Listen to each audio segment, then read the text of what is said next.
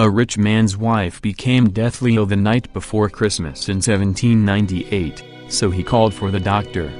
By the time the doctor arrived, his wife had died, or so it seemed. Her husband was so grief-stricken that he locked himself in his room and did not attend the funeral the following day. The servants of the house carried the rich woman's body to the vicar who, in a drunken stupor, held the ceremony quickly.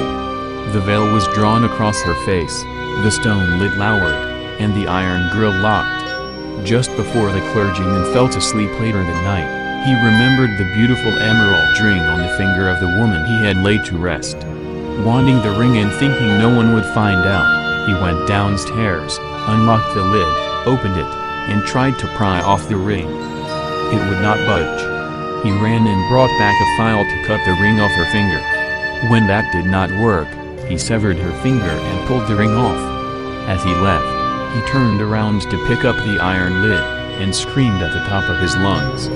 He dropped the ring and ran. The woman had awakened, was moaning, and held her severed finger towards him with an evil smile on her face.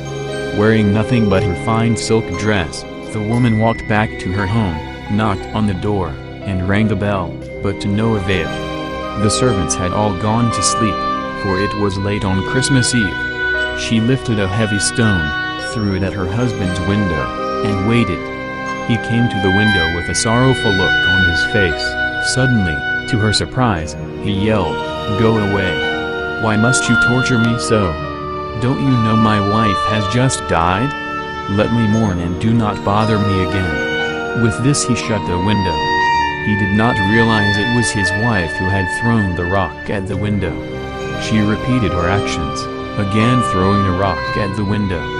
He opened the window again, and she yelled to him, "I am no one but your so-called dead wife. Now come down here and open this door, unless you'd like me to die a second time on our doorstep." "You are a ghost then?" he said to her. She said, "No, for ghosts don't bleed. Now come down here before I catch my own death of cold."